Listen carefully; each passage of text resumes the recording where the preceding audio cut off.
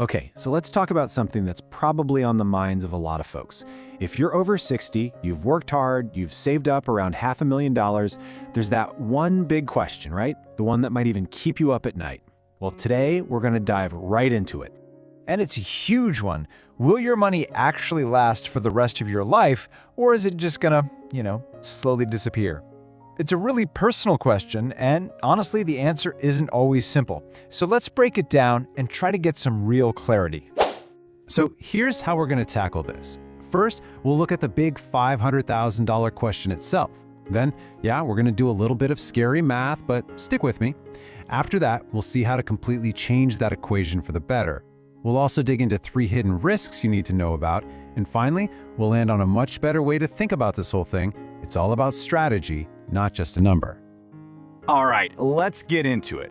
First things first, we've got to talk about a huge mental shift that has to happen the second you retire. See, once you stop working, that big pile of savings, it's not a pile anymore. It's your paycheck. That's your income now. And believe me, when that's the case, every single dollar suddenly feels a whole lot more important. Okay, you ready? Let's run some numbers, and I'll give you a heads up. This first calculation, it's gonna look a little scary, but just hang in there, because it gets a whole lot better. So, let's start with that big number we're talking about, $500,000 in savings. For most of us, that sounds like a ton of money, right? And it is. It's a huge accomplishment. But now we have to look at the other side of the coin. Expenses. What's going out? Well, recent data shows that the average retired household spends about $60,000 a year. And that's on, everything. The house, healthcare, food, getting around. So you put those two numbers together and you get the big, scary question. You've got $500,000 in the bank, you're spending $60,000 a year. How long does it last? And yikes.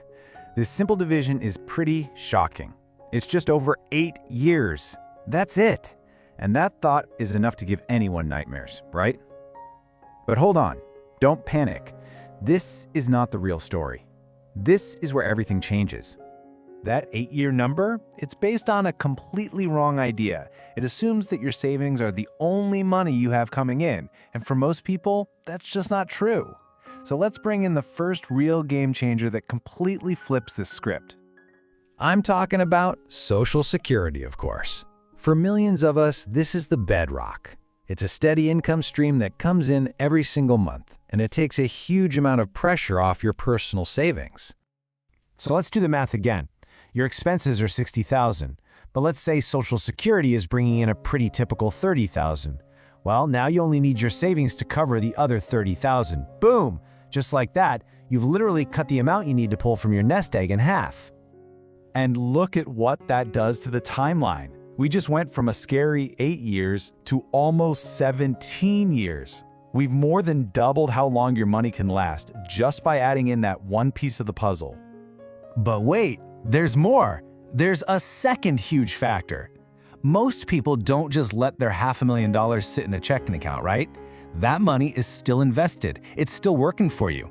Even a really conservative 4 or 5% return can mean your money is growing even while you're spending it. That could easily push your timeline to 20 years, maybe even more. Okay, so the picture is looking way better now. But a truly good plan, it has to account for the curveballs, the things that a lot of people just don't see coming. And there are really 3 big ones to watch out for. First, healthcare. Yeah, you've got Medicare, but that doesn't cover everything. We're talking prescriptions, extra insurance, it adds up. Second is inflation. It's the silent killer, quietly eating away at your spending power year after year. And third, well, it's just life, The roof starts leaking, you have a medical emergency, you need to help out your kids, you have to plan for the what-ifs. So, when you throw all of this into the mix, Social Security, investments, but also these hidden risks, what's the real answer? Is 500 grand enough? And here's the honest-to-goodness truth. The answer is, it depends. I know, that's not the simple answer everyone wants, but it's the real one. There is no single magic number for everybody. The important part is knowing what it depends on.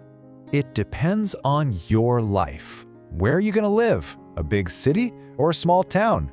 What's your lifestyle like? Are you a big spender or are you pretty frugal? And here's a massive one. When you decide to claim Social Security, makes a huge difference.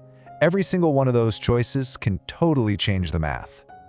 And that brings us to what I think is the most important idea in all of this. It's about a fundamental shift in how you look at retirement savings.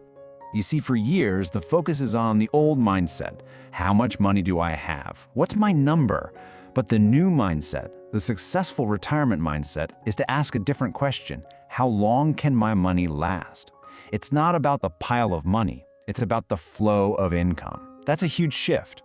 And I really want this idea to stick with you. Retirement isn't about hitting a magic number and then you're done. It's about building a smart, flexible strategy that lets your savings support you for the rest of your life. That's the real goal. So in the end, the question really isn't, is $500,000 enough? The real question is, what is your retirement strategy? Because having a plan, that's what truly makes all the difference.